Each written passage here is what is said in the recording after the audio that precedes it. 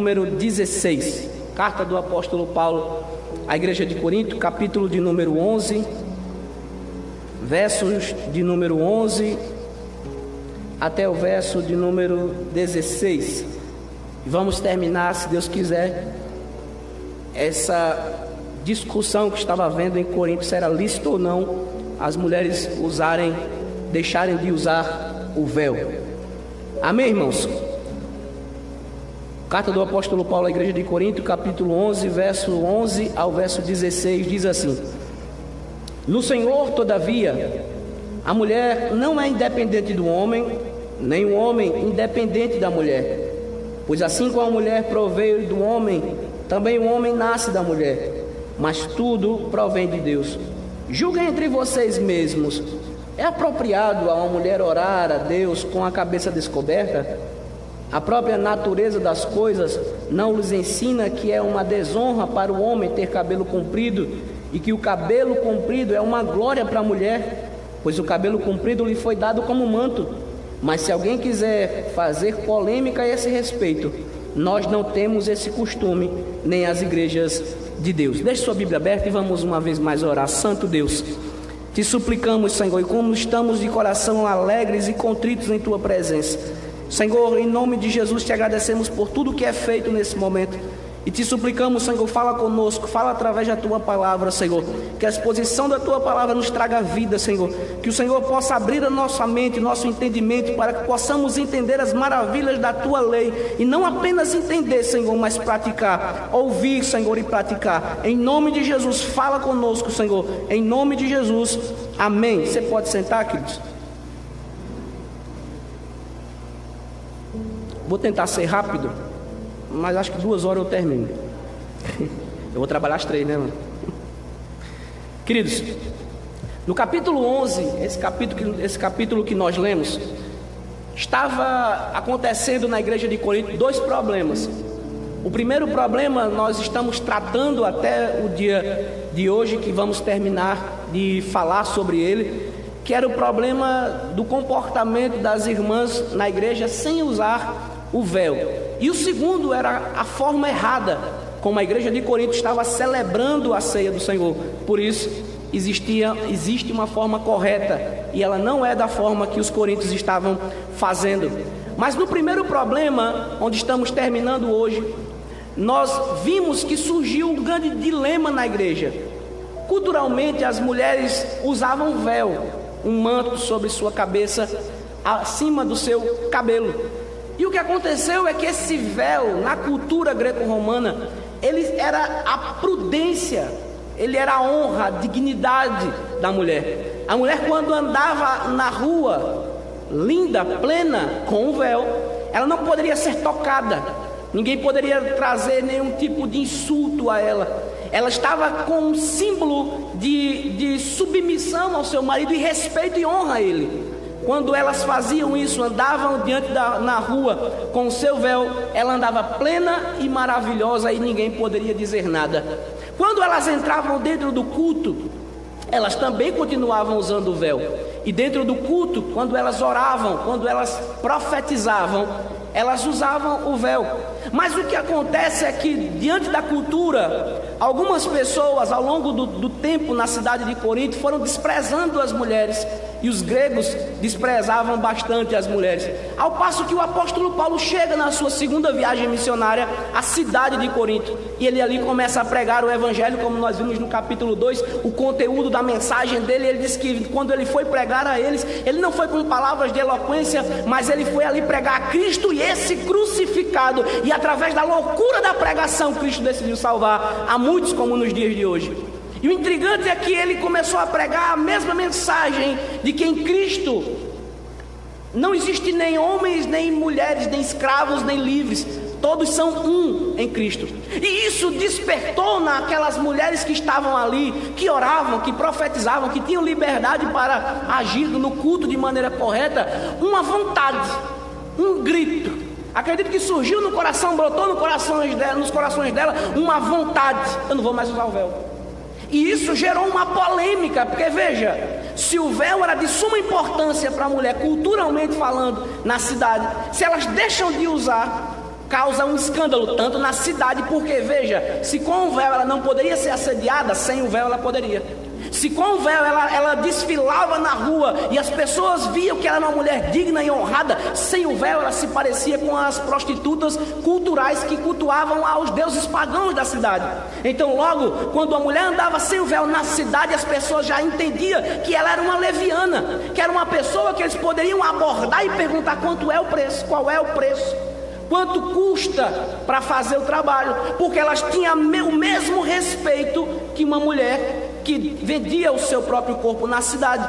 Por isso, quando elas entram dentro da igreja, e algumas quando descobriram em Cristo nós somos um, não existe mais homem nem mulher, todos são um, então não vão mais usar o véu. E aí gera um problema numa igreja que já vinha sendo dividida. Se você acompanhou conosco desde o primeiro capítulo a exposição bíblica, você sabe que a igreja de Corinto era uma igreja totalmente dividida, uma igreja que se dividia por pessoas que estavam pregando, a igreja que se dividia por apóstolos, se dividia por líderes, se dividia se era possível comer ou se não. Aqueles que comiam carne era inferior aos que não comiam. É uma igreja que cheia de problemas. Quando chega nesse problema cultural, imagine, para você entender, já que tem pessoas que não vieram domingo passado, para você entender, a mulher entrando na igreja sem o véu era a mesma coisa que entrar uma mulher dentro da igreja de biquíni e sentar do lado do seu marido. E aí você vai se sentir um pouco ofendida, né?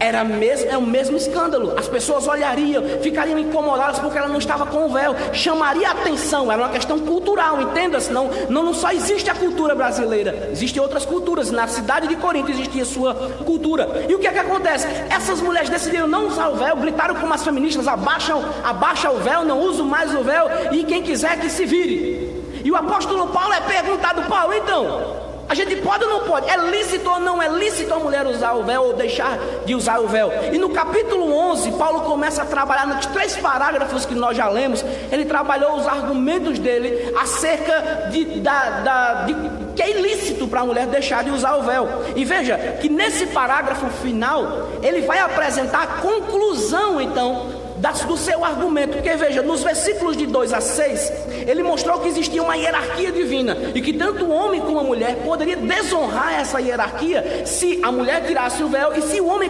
colocasse o véu.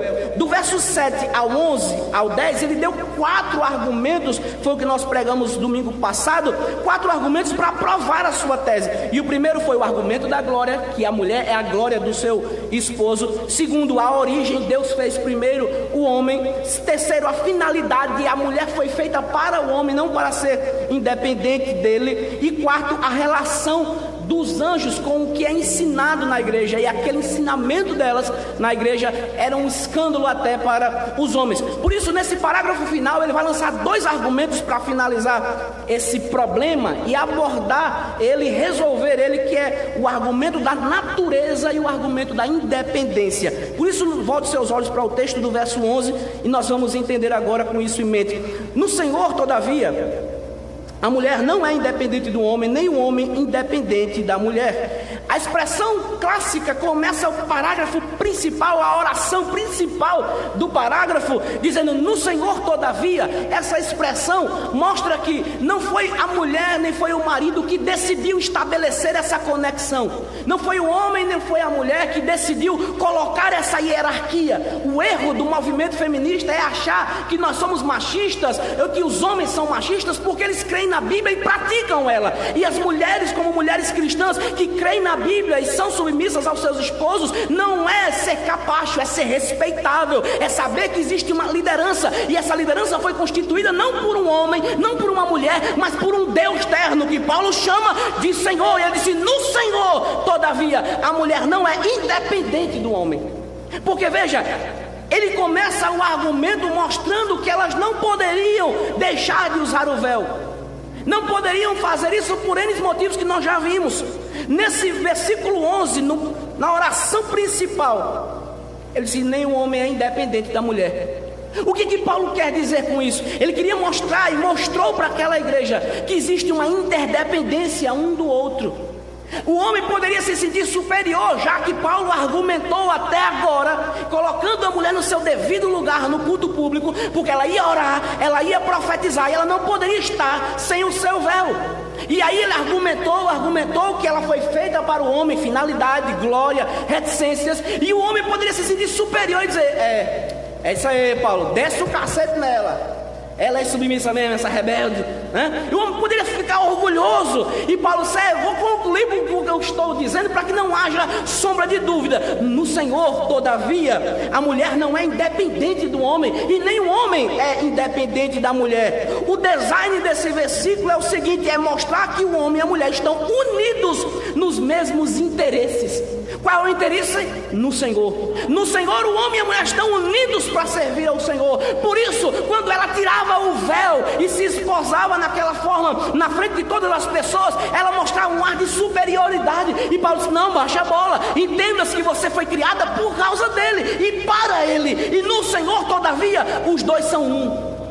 No Senhor, todavia, não há superioridade no casamento. O homem e a mulher são nivelados. Agora, isso na questão de superioridade não existe. Agora, na questão de hierarquia, de liderança, aí existe. Não existe superioridade, existem funções diferentes. As pessoas confundem quando o cristianismo fala de liderança masculina, entendem que o cristianismo é machista, é machismo, porque eles falam da liderança masculina, e não é. Por que não é? Porque veja o que o Paulo está abordando. No Senhor, todavia, nenhum é independente do outro. A mulher pode se sentir superior e ela está errada. E se o homem se sentir superior, está errado, porque eles são dependentes. Eles não são independentes uns dos outros. Logo, existe uma igualdade entre eles. Agora, quando se trata de liderança, existe uma hierarquia que ele começou. E nessa hierarquia, o próprio Cristo, co-igual com Deus, se submeteu à vontade de Deus e decidiu fazer e vir para a cruz para salvar a humanidade. Por que Deus Pai não veio? Porque Cristo decidiu vir. Ele se submeteu ao plano original de salvação. E ao vir fazer isso, o apóstolo Paulo mostra que a submissão não é algo, não é ser capacho do homem, porque senão Cristo estaria sendo capacho de Deus Pai, e não é. Eles são co-iguais, mas mesmo assim a submissão é voluntária. Cristo se voluntariou para aplicar a mensagem da cruz, para aplicar o sacrifício da cruz e para morrer na cruz por mim e por você. Por isso Paulo disse: no Senhor são um. No Senhor, todavia, não existe independência, superioridade. O que existe são funções diferentes. Cada um exerce a sua função. E o problema em muitos casamentos está exatamente nisso. Quando a maioria não sabe o seu lugar, o homem é desequilibrado. Porque veja, se o homem foi chamado e criado e projetado para liderar, se ele não lidera, vai existir um vácuo. O vácuo de liderança. Aí detalhe: ou a esposa vai liderar a casa, ou os filhos vão liderar a casa. Eu já conheci famílias que a esposa liderava e o marido era submisso a ela, e da mesma forma outros que os filhos lideravam. É tanto que os filhos, os pais só vinham para a igreja se os filhos deixassem.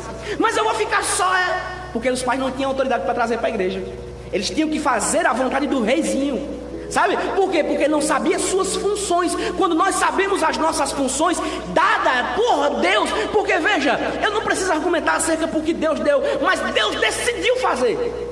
É engraçado que no Brasil a gente tem costume de ouvir e aplicar as ordens do Supremo Tribunal Federal. Um Supremo que nós sabemos que não tem muita moral diante da sociedade. Só basta qualquer um deles sair na rua e nós sabemos a popularidade deles como são baixas.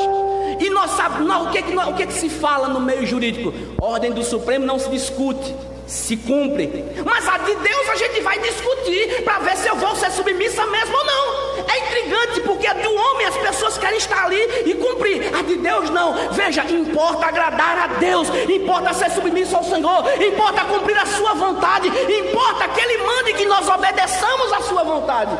E Ele diz: no Senhor, todavia, não existe independência. Todos são dependentes mutuamente um do outro. Um não pode viver confortavelmente sem o outro. Porque se você vive confortavelmente sem o seu esposo e vice-versa, tem algo errado nesse relacionamento.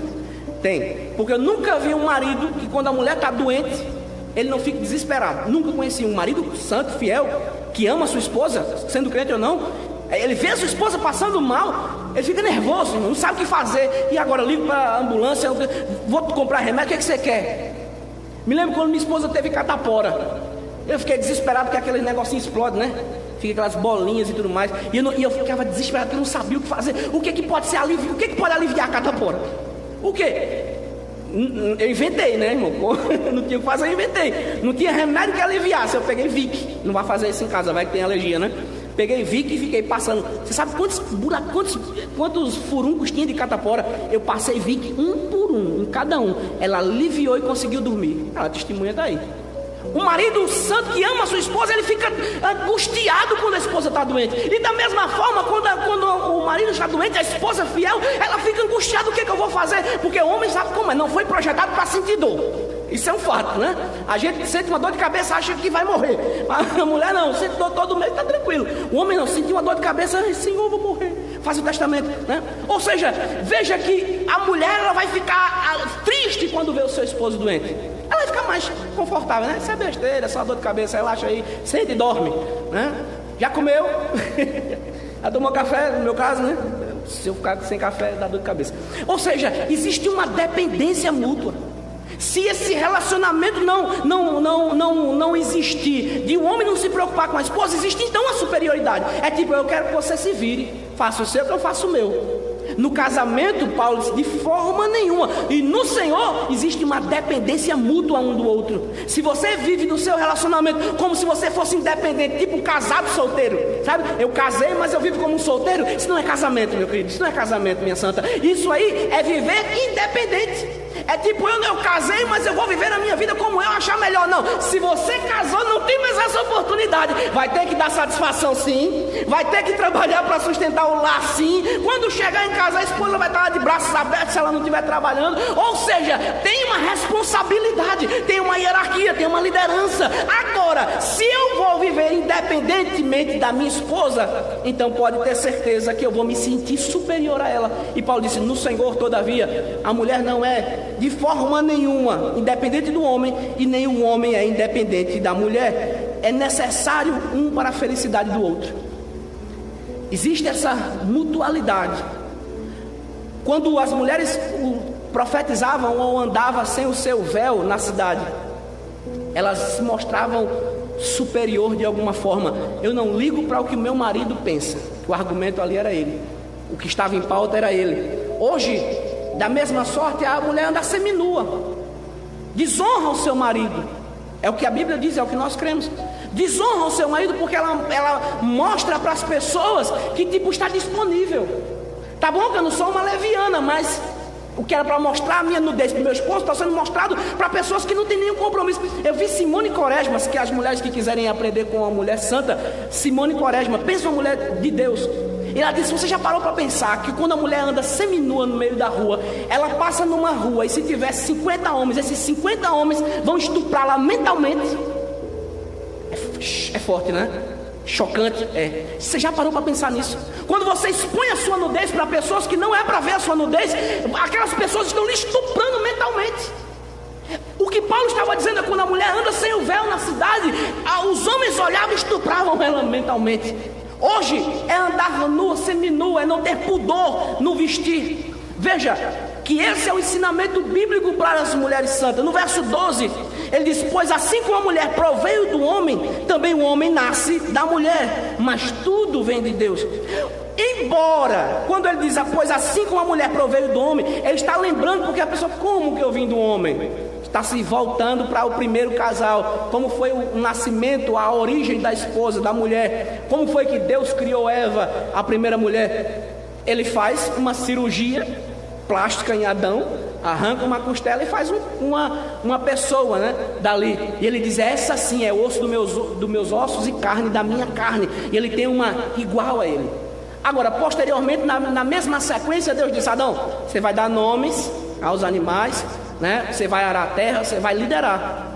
Ele não deu essa mesma ordem para a esposa. Aqui Paulo disse, pois assim como a mulher proveio do homem, se mostrando, ou então expondo, que era para os coríntios voltar para o Gênesis, para lembrar, porque embora a mulher tenha sido formada a partir do homem, era preciso lembrar, para que nenhum deles se sentisse mais superior a elas. Nenhum deles se sentisse superior à sua esposa, pelo que Paulo tinha dito antes. Agora, ele diz também o homem nasce da mulher. Ele vai agora, estamos quites. Estamos quites agora. Da mesma forma que a primeira mulher veio do homem, agora todos os homens vêm então da mulher. Todos os homens provêm das mulheres. E agora, irmão, ainda que o pessoal tente fazer uma gestação no homem, dá errado. Dá errado, por quê? Porque não foi dado para o homem. É engraçado, né? Porque Deus deu o dom de gerar vidas, não ao homem. Ele deu o dom de gerar vidas à esposa, mas ela não consegue fazer sozinha, a não ser que seja inseminação artificial, mas mesmo assim vai precisar de alguma coisa do homem. E é intrínseco que o apóstolo Paulo, trazendo esse argumento, ele diz, é o argumento de interdependência. Eles dependem uns dos outros, porque assim como a mulher proveio do homem, também o homem nasce da mulher. Mas, e esse mais aqui, essa oração é incrível, porque ele diz, mas tudo, ou seja o homem, seja a mulher, ele não brotou do nada. Não foi a teoria do Big Bang. Ele não evoluiu. Não evoluiu, porque se a gente tivesse evoluído, os macacos também teriam evoluído. E não evoluíram, estão aí, né? Mesmo que o pessoal queira fazer dole e falar, ela não fala. Não dá, não consegue verbalizar uma oração, não consegue entender um verbo, não consegue entender um pronome. Ela não consegue fazer nada. Não adianta. Não evoluímos. Não evoluímos de forma alguma. Fomos gerados. Não foi uma grande sopa primordial, como dizem os cientistas, que fundou o mundo. Não. Foi Deus que disse, haja luz, e houve luz.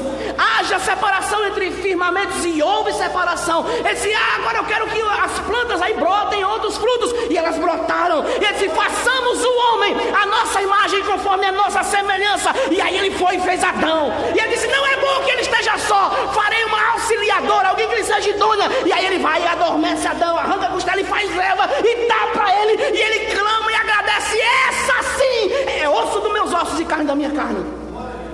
Consegue entender? Por isso aqui Paulo disse, nenhum é independente do outro, nem o homem independente da mulher, nem a mulher independente do outro, mas tudo, ou seja, os dois, provém de Deus o Criador. Todos nós, o homem e a mulher, proveram de Deus o Criador. Deus, como Criador, ele decidiu tirar de Adão, mas ele quem criou. Tira uma costela sua e faz um menino. Se você achar que é normal, isso é besteira, né? As pessoas vão pegar ali do tutano e vão... Tenta fazer isso, ver se você consegue. Não, não dá. Porque o Criador, ele é único. Tem coisas que só Deus faz. A ciência luta e reluta anos a fio para tentar fazer um ser humano, para gerar a vida, e não consegue, porque a vida é um dom de Deus. Ele dá a quem Ele quer. Ele mesmo disse, eu dou a vida, eu faço descer a sepultura e faço tornar a subir dela. Ele dá a vida. E detalhe, no cristão, Ele dá dois tipos de vida: vida física e vida em abundância. Nós temos vida em abundância e cremos nessa vida eterna. Essa expressão, mas tudo provém de Deus, foi projetada para suprir qualquer espírito de queixa ou insatisfação com esse arranjo. Torna a mulher contente com a sua posição de subordinada e humilha o homem pela consideração de que tudo isso é devido à nomeação de Deus. Não foi ele que decidiu, até porque Adão estava tranquilo, ele não sabia nem o que seria Eva. O que seria Eva? Ele só estava acostumado a ver animais, né? O cara perguntou assim, Adão, você já viu Eva?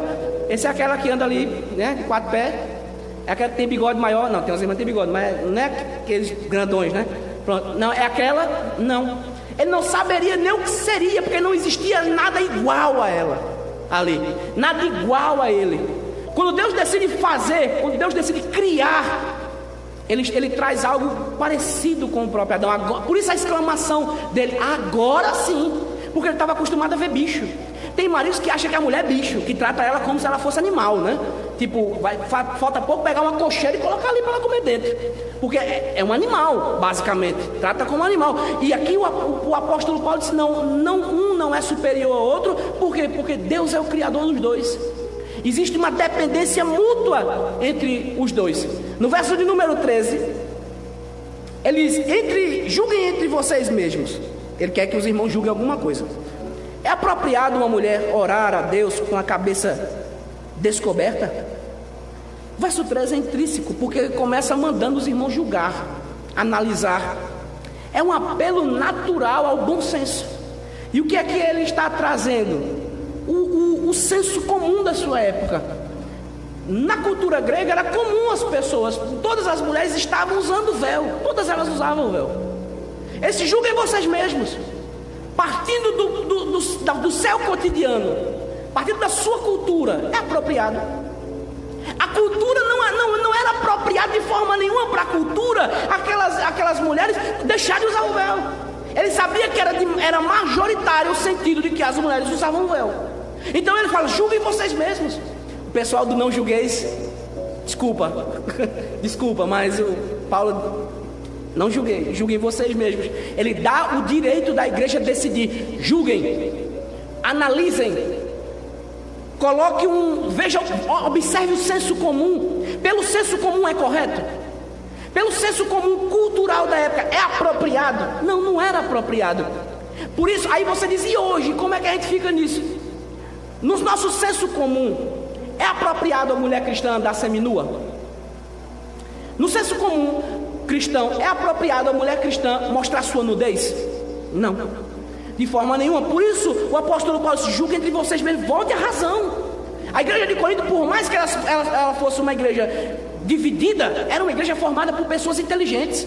E eu acho intrigante que há pessoas que agem como animais, vivem como animais, e esquecem que a nossa diferença entre os animais, uma delas, a primordial, é o raciocínio. Andam como se fossem animais, falam como se fossem animais, não estão nem aí, agem como se fosse animal, enquanto o cristão santo não foi chamado para viver como um cão. Ele foi chamado para viver como um cordeiro, como um homem e uma mulher de Deus que sabe e cumpre a vontade do Senhor. Um pequeno Cristo, cristão, é isso, um pequeno Cristo, é uma miniatura de Cristo. Imagine você andando ali e as pessoas dizendo: lá vai um cristão. Sabe o que significa? Ela está dizendo, lá vai alguém que parece com Cristo. Aí você se pergunta: quando eu ando, as pessoas olham para mim e dizem que eu pareço com Cristo? Quando eu falo, elas olham para mim e dizem que eu pareço com Cristo? Quando eu esboço uma reação, essa reação é a mesma reação que Cristo faria? Eu posso ser considerado um cristão? Julguem vocês mesmos. É apropriado? No contexto de Paulo, elas iam orar. Era tipo, imagina você, a senhora chegar aqui de biquíni. Se eu vou pregar aqui, seria apropriado?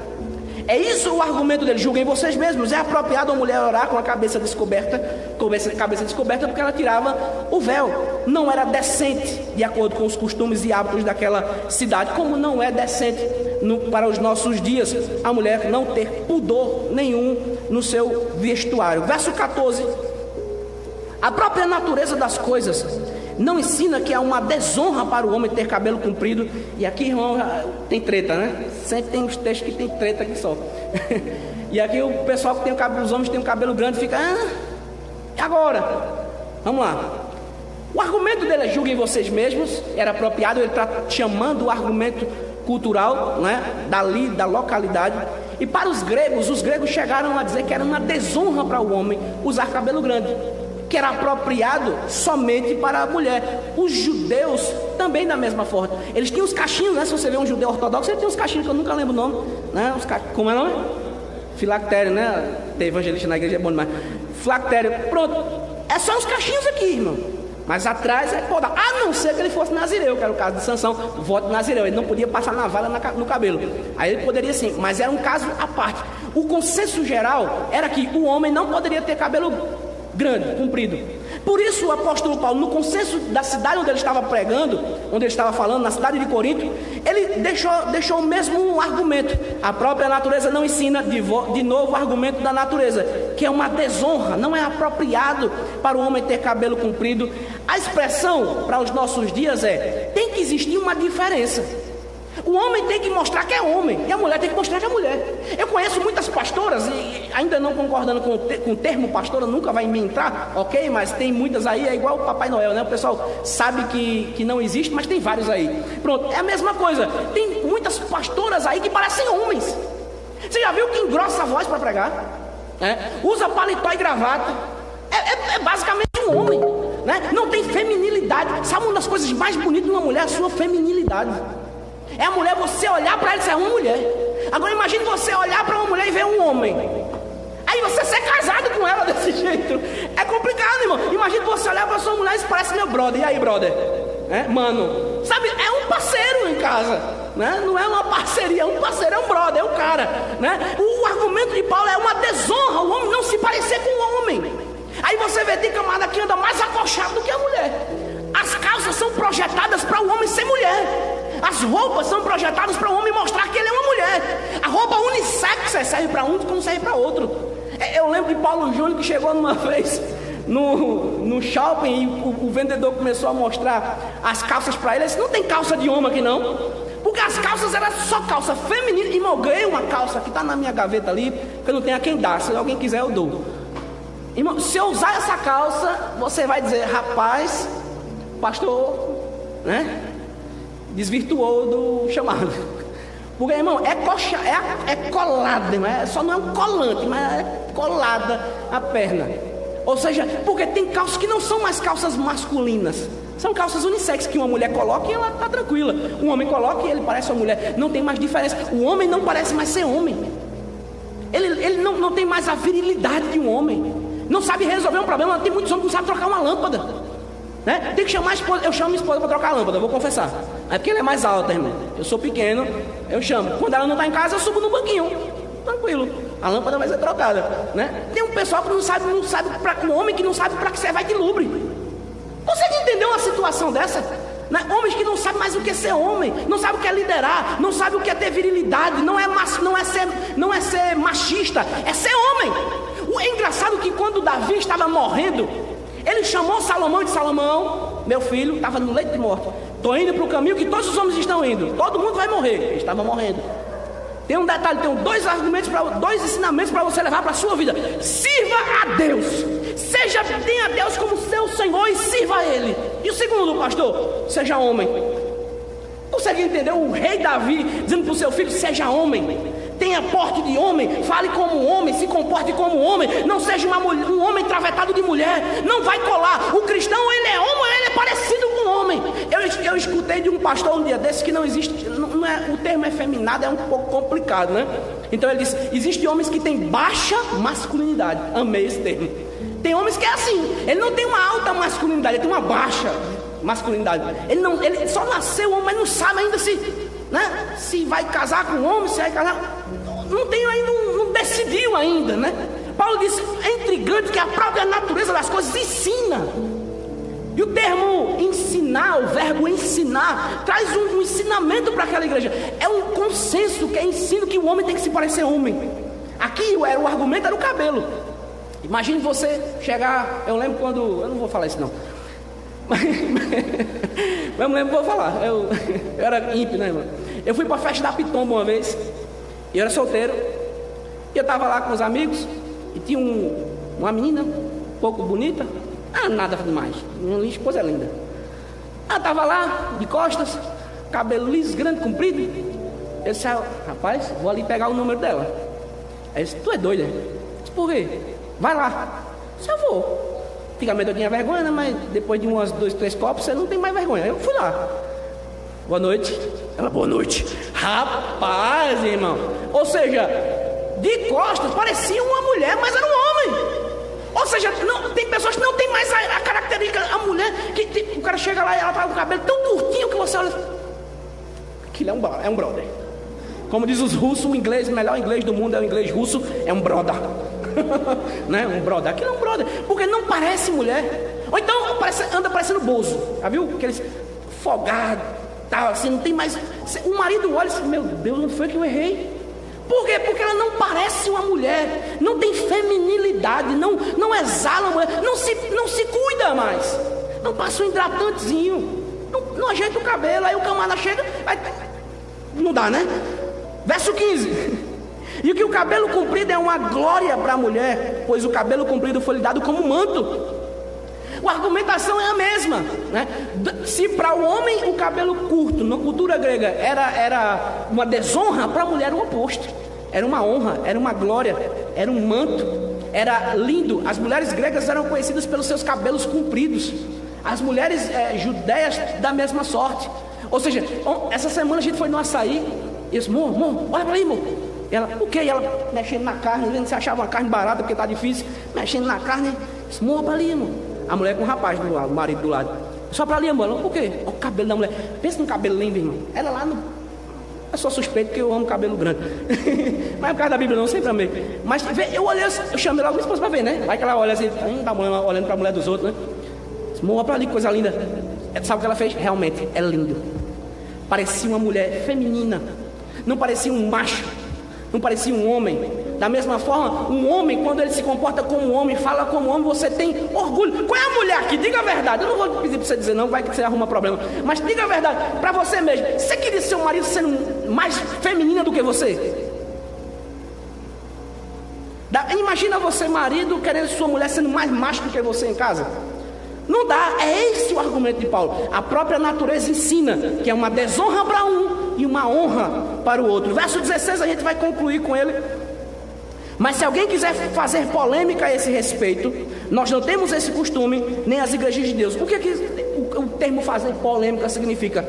Eram as pessoas que não queriam concordar com aquilo, que diziam, de forma nenhuma, Paulo, isso não existe. Sabe a pessoa que só critica, que não consegue colocar a mão no horário para fazer, mas só nada presta, pronto. Mesmo Paulo argumentando, e ele argumentou, diga a verdade, se você acompanhou, você sabe que o argumento dele é difícil até de falar, principalmente nos dias de hoje, onde as pessoas acham que tudo é machismo, né? O argumento dele foi enfático, foi cirúrgico. Mesmo assim, há tantas mulheres que estavam deixando de usar o véu, podia dizer, não, Paulo, de forma nenhuma, vamos discutir, vamos brigar, vamos sentar aqui e a gente vai. Paulo disse, não, se alguém quiser fazer polêmica a esse respeito, se você quiser continuar insistindo nessa situação, temos duas coisas para falar. Nós não temos esse costume. Nós quem? Os apóstolos. Quando eles fundavam uma congregação, o costume era obedecer ao costume local. Era uma honra para as mulheres ter o cabelo comprido e uma desonra para o homem ter cabelo curto. Em todos nós, os apóstolos, de todo lugar que foram, era da mesma sorte. Tanto na Judéia como em outros locais. E segundo, nem a igreja de Deus. Esse argumento nem a igreja de Deus é forte, né? Parece um pentecostal dizendo, mas é forte. Porque o que significava isso? Era dizer que, veja, se vocês são igreja, se vocês fazem parte da igreja, e elas estavam no culto público, orando e profetizando, ele traz o argumento final. As igrejas não têm esse costume. Quando nós fundamos uma igreja em determinado local, quando elas são verdadeiramente fundadas, o alicerce ali é para que a mulher entenda a submissão ao marido, e que o marido lidere, que ele seja masculino e que ela seja feminina, que ele honre ela, dando a vida por ela, e que ela entenda a submissão a ele como um sinal de respeito, tanto na igreja, no culto público, como em casa. E se você faz parte da igreja, se você é a igreja, se você é a noiva, você não pode andar como ímpio. Se você foi lavado e remido, seu comportamento não pode ser como ímpio. Se você vive para Cristo, você tem que parecer com Ele. Se você é a igreja, você não pode viver como uma pessoa polêmica. Se você é a igreja, você tem que viver como uma pessoa que entende que nem os apóstolos têm essa prática, nem a igreja de Deus. E nós sabemos que nós somos a igreja de Deus, a igreja de Deus viva, a qual o Espírito habita sobre nós. Tem alguém aqui ainda que faz parte dessa igreja? Quando não, você vai andar e falar independente de Cristo. Fique em pé, nós vamos terminar. Se Paulo tivesse que ensinar alguma coisa para a igreja do Ocidente, ele não diria para as mulheres da igreja usarem o véu, como diz William Barclay. O véu não faz parte da nossa cultura como brasileiros. Porém, existe um princípio, e esse princípio permanece. As mulheres devem ser submissas aos seus maridos e precisam se vestir com modéstia e pureza. E os maridos têm que dar a vida pelas suas esposas, liderando-as, parecendo com homens e com Cristo. Surgiu um negócio na minha mente aqui. Você já imaginou Jesus parecendo com uma pombagira? Mas ele é macho, ele é viril. A igreja somos nós. E a igreja tem que se parecer com a igreja santa, ataviada, sem mácula, sem ruga, sem coisa semelhante. A igreja que Jesus vem buscar é a igreja santa. Você consegue entender essa santidade? Alguém que foi separado e vive para Ele. A igreja que Jesus deu a vida não foi uma igreja que trai Ele com qualquer pessoa, não. A igreja que Jesus deu a vida é a igreja que vai viver para Ele. E detalhe, Ele não é um irresponsável, Ele é um homem responsável. Ele vai casar com essa noiva e levará essa noiva para a eternidade com Ele. Não existirá separação na eternidade. A igreja que Cristo comprou estará com Ele. Ele deu a vida por ela. E a igreja que nós somos tem que ser uma igreja viva, não só dentro da igreja, mas principalmente fora da igreja. Que Deus abençoe sua vida, que Deus abençoe sua família, que nós possamos viver e parecermos com Cristo. Mas eu não vivo ainda como se eu fosse Cristo, não me pareço com Ele. Que essa palavra seja para você, para te dar um alerta. Eu preciso me parecer com Cristo. a não ser que você queira se parecer com a outra pessoa. Vamos orar. Querido Deus, eterno Pai, te louvamos, te agradecemos pela tua palavra, te agradecemos pela ceia que celebramos, te agradecemos pelos louvores que foram entoados ao teu nome, te agradecemos por cada um dos teus servos que aqui chegaram, por cada um que vieram nos visitar. Senhor, que o Senhor seja suficiente sobre as nossas vidas, que o Senhor seja o líder máximo de nossa casa, de nossa igreja, e que nós possamos, Senhor, parecer-nos contigo. Leva-nos em paz para os nossos lares. Nos dê uma semana abençoada. Os que vão trabalhar, abençoe, Senhor, livre de todo mal. Os que vão voltar para casa distante, Senhor, livre, ser com eles. Pai, em nome de Jesus, que amanhã, no início, Senhor, no segundo dia da semana, que o Senhor seja suficiente. Que o Senhor abra portas de emprego para os desempregados, Senhor. Que o Senhor supra as necessidades daqueles que estão passando dificuldades. Que o Senhor verdadeiramente possa suprir, Senhor, aquele que está precisando, está necessitando. Senhor, nós te agradecemos porque nós podemos estar reunidos hoje como igreja.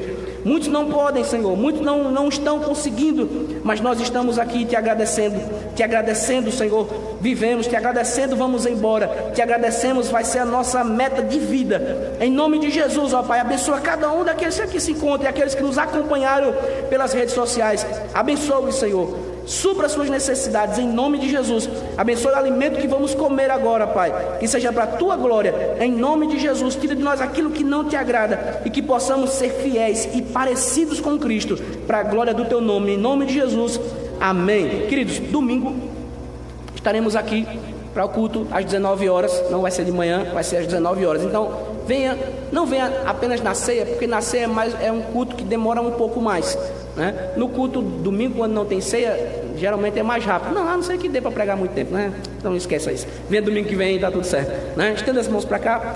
Que a graça do nosso Senhor e Salvador Jesus Cristo, o grande amor de Deus Pai, a comunhão do doce e meio Espírito Santo, repouse sobre a tua vida, sobre a tua família, desde agora e para todos sempre. A igreja diz: Jesus Cristo, Jesus Cristo, Jesus Cristo, juntos somos, juntos somos, juntos somos. Aplaude o Senhor e não sai sem passar um gel na mão, né? O álcool em gel, aí você pode pegar na mão da pessoa.